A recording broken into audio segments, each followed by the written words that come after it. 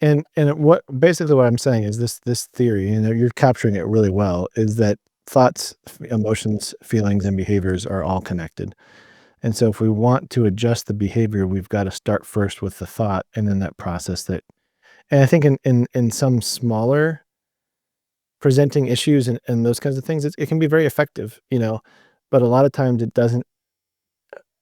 The reason I have an issue with it from a purist standpoint is a lot of times it doesn't lead us to the reason that we are that way. It points out the problem. Right. So the way where I really benefited greatly from it was with the counselor that I had currently. Um, I've told you I sought this counselor out because I was like, I had become very self-aware of what was going on. Like I learned like, oh, these are the things that cause this to happen.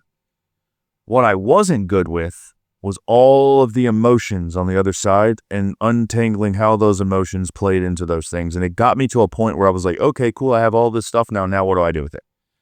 My current counselor uses cognitive behavioral therapy, but everything is done in response to that, like the emotional side. Okay, this is how you now act on these things, and this is how you can grow. I would not have benefited from this level of counseling now without the really good like 1.0 version. That may be just true for me. It also took me going through one really terrible season with the most. I'm not going to drag it through the mud. You know how hurtful that was. It was bad. But that in and of itself brings a question because it was my first experience with counseling. I'd gotten to a place where I wanted to go, and I allowed myself to get beat up because I was in such a place where it was like, I don't know, like I don't know what's right. I don't know how to get any better. And it finally took someone saying, that person's not helping you. It may have even been you. It may have even been you like, no, that, and you need to report that. Before I realized like, oh, and now I can move on. Cause I was like, I'm here, fix me. And I just thought that's the way it was supposed to be. And you stay stuck in that. Yeah, and I think that's why we're doing these little mini episodes too, is just kind of going, here's what's happening, here's what it should look like. And so, I think the practical tools that we use in CBT that are client facing, meaning I'm not going to do this for you. I'm going to have you do this for yourself, and you can come back and report to me as a therapist.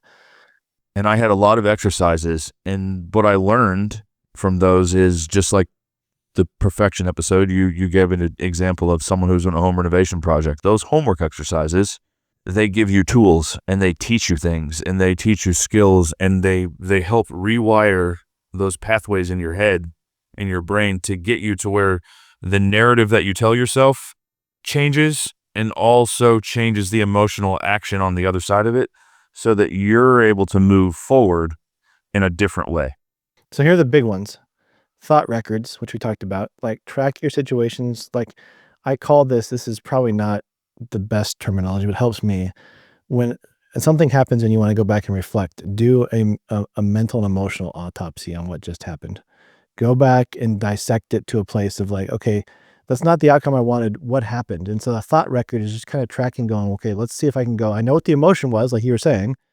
I know what the outcome was, but how did I get here? And so that's kind of going backwards and going, okay, what was that automatic negative thought? And you begin to write those down is a big one.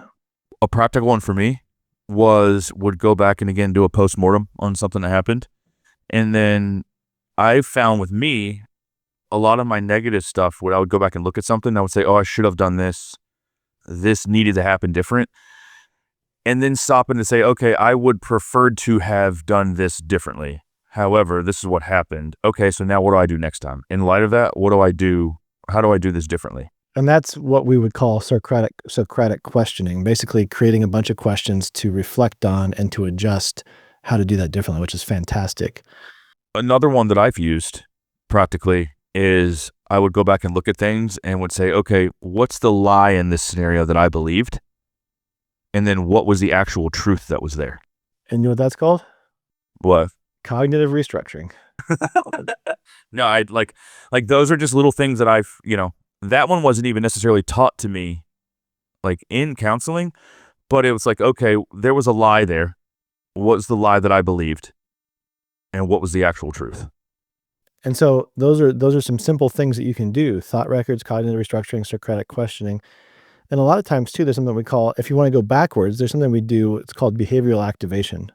And this is a proven scientific fact that if you, let's think for exercise for a second. We all know it's good for us. But how many of us want to get up at 5:30 in the morning when our alarm's going off, put on our running shoes and go running? Some of you do. You might like, that sounds great. For most of us, the rest of, it's that idea that, okay, my automatic negative thought is crap, I got to get up. But the behavioral activation is, okay, get my shorts on, get my shoes on, let's get out the door and get going. And what happens about 5 or 10 minutes after you move and get going, your body, your brain, your emotions all catch up and go, oh, this is actually kind of nice. This is good. So another homework activity is the behavioral activation. Just do it. No, the Nike slogan, just do it. Just go and do it, and you'll catch up.